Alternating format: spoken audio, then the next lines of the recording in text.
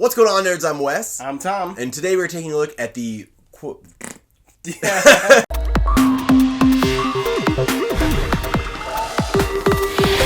So you've been playing board games for a while. You've probably heard of Seven Wonders. If you've heard of Seven Wonders, you may have heard of Seven Wonders Duel. And if you've played Seven Wonders Duel, then you're probably interested in the Lord of the Rings variant of the game, which is what's on the table right now. The biggest thing it obviously adds is, well, thematics, but also you've got your little tracker here is different because now you've got your Black Riders are racing up, but also the Fellowship is racing along, which makes it less of a push and a pull and more of just you're each on your own tracks. But the way this slider works, like the Fellowship moving forward doesn't actually make the rider farther away, but he still has the same resources. It's cool. It's fun. I like it. Yeah, it is basically, you could have had just two different tracks, right? And Yeah. whoever gets to the end of their respective track first wins. But the fact that they make it more thematic with this super cool, clear plastic thing, and it just makes so much sense that, like, I need to get to Mount Doom to drop the ring, and you need to catch me first. Before you to Mount Doom, yeah.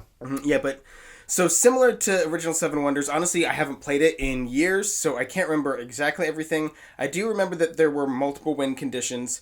I know that they had the push and pull of the military track, the science symbols, and then I can't remember what the other one was. But this one does have, this is essentially the push and pull, probably a little bit better.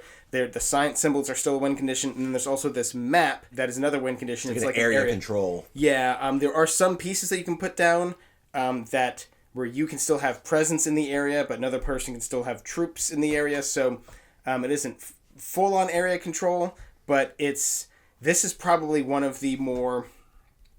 I think that's the area you have to focus on the most, because it's the easiest for somebody to run away with it. Yeah, and it is, again, with a drafting game, to win with a certain, so if you're going for science, for instance, the fact that there's not that many icons out there means that if your opponent drafts like 3 of those icons, well, now you're like, well, I can't win this anymore. Like, there's not enough icons left for me to win with this, and I've been focusing a ton on this way. But your opponent does have to like give up potentially some of their moves to stop it. But it's definitely a game that has hate drafting in it because all the drafting is on the table. As because what you draft like unlocks new things for your opponent. So you're like, oh, I want this card, but if I take that card, it'll give him that card. And I don't want him to have that card, so I'm not going to take this card right now. That's probably like my favorite mechanic of the game is just that mind game of what do I take? What does he want? What do I want?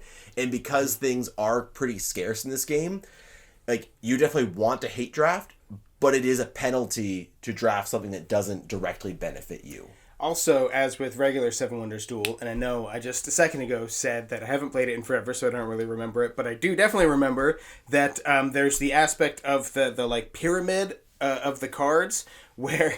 Sorry. He's playing footsies at the end of the table here. So there's this aspect where if I draft this card, it will reveal these other 2 cards, and I don't know what they are. So it's a little bit of the devil that you know versus the devil you don't, or whatever, right? So I'm like, do I want to let you get that card, or do I want to take this card and reveal potentially to you maybe something better? I don't know. And the shape does change between rounds, which it's cool. Like, it just makes it a little bit different on the table, like slightly different choices. It probably doesn't change that much, but it is cool that it changes between rounds.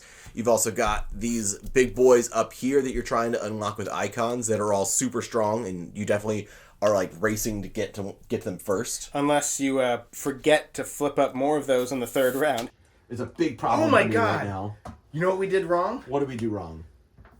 We're supposed to replace these each age. So we did a playthrough video, which is either up now on our channel or will be, or depending on whatever. Yeah. But so we didn't buy. It really wasn't that bad because we didn't buy any in the 1st age. We bought all of them in the 2nd age, and we just forgot to flip them up for the 3rd age. So that definitely would have impacted the 3rd age. I mean, at that point, we definitely would have bought probably all of them. It would have changed the map and everything. Emily, how come you didn't remind me to flip out more of these tiles? You know? But yeah, those are super strong and powerful, and they also have a lot of like really strong abilities. So it's important when you're playing with new players.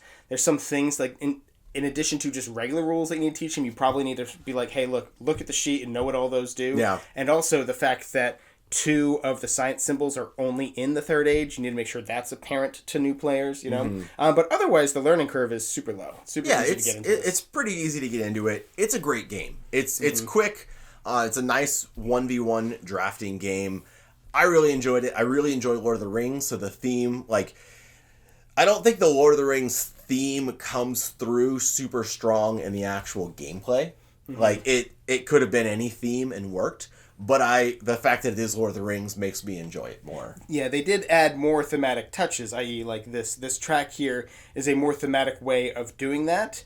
But yeah, I'm not like, oh, that's totally what it was like when Frodo and Sam were running away from the Nazgul. Like, that's it. That's exactly it, bro. I'm really glad that this isn't just a reskinned Seven Wonders Duel. It's not like the exact same game. They add some new flourishes, make it differentiated enough to where... I don't think they differentiated enough that I would want to have both. That's honestly what I was just thinking right now. I'm like, I really like this game, but I don't know if I would keep... I probably should play Seven Wonders Duel again, especially because I have 2 expansions for that, and really see which one is the one to keep. If you need a copy of it, there will be an affiliate link down in the description below where you can get one. And while you're down there, you can check out our link for Game Toppers. They are the sponsor for Neverboard Gaming. They are... Why'd you tap, man? What is this? What are you filming on Insta? What are you, a girl filming an Instagram video with her? What's the giant cups? What are those cups? Stanley cups. You ever see those? They're always like, I got my Stanley cup. The rise of Stanley Cups. But there will be a link for them down there as well. And also down there will be a button. And if you click that button, you will... subscribe. I didn't know where you were going for. It's a subscribe button. You should click it.